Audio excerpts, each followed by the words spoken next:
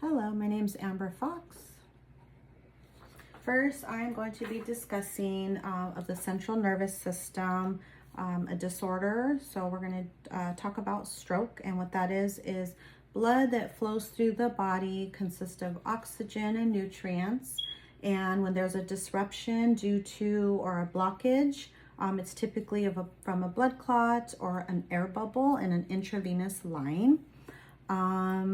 That deprives the body or the tissue of oxygen and nutrients. Therefore, cells begin to die, and depending on which part of the brain the blockage occurs, it could be low functioning or high functioning, and the effects of that could be physical, cognitive, emotional, or communicative. So the extent of that, it could be very extensive where it's irreversible, or could even lead to death.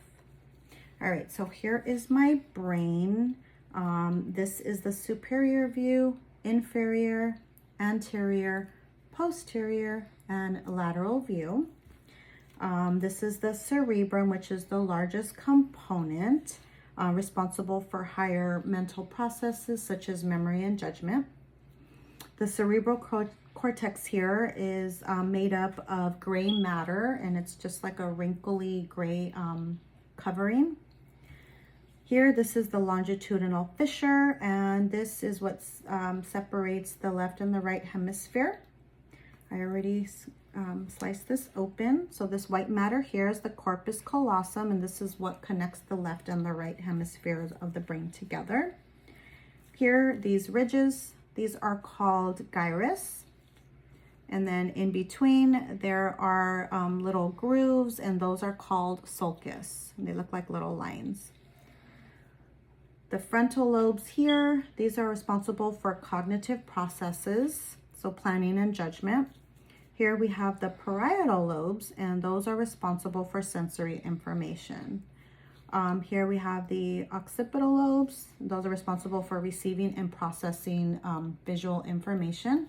And then the lateral sides here, we have the temporal lobes, and those are responsible for auditory perception.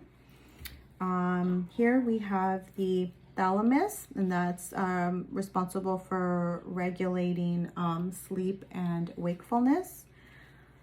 Here we have the hypothalamus, and that regulates homeostasis. Here we have the pineal gland there. This is the superior colliculi, and that's responsible for head and eye movement. Inferior to that is the inferior colliculi, and that's associated with hearing. Let me put this back together.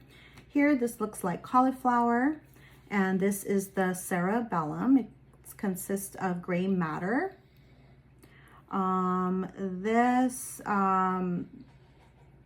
It's most important for motor control.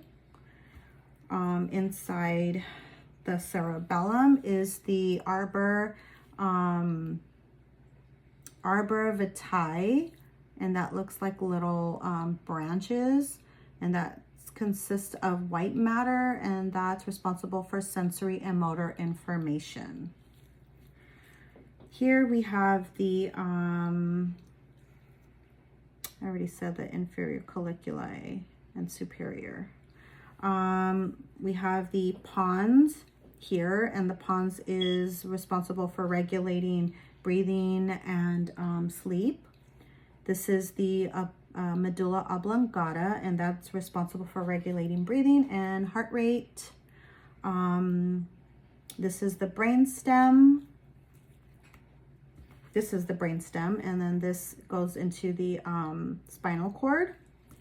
Here we have the olfactory bulbs here. We have the optic nerves there, which cross into the optic chiasm. And I think that's it. Thank you. Oh, and then there's also 12 pairs of cranial nerves. And yeah, thank you.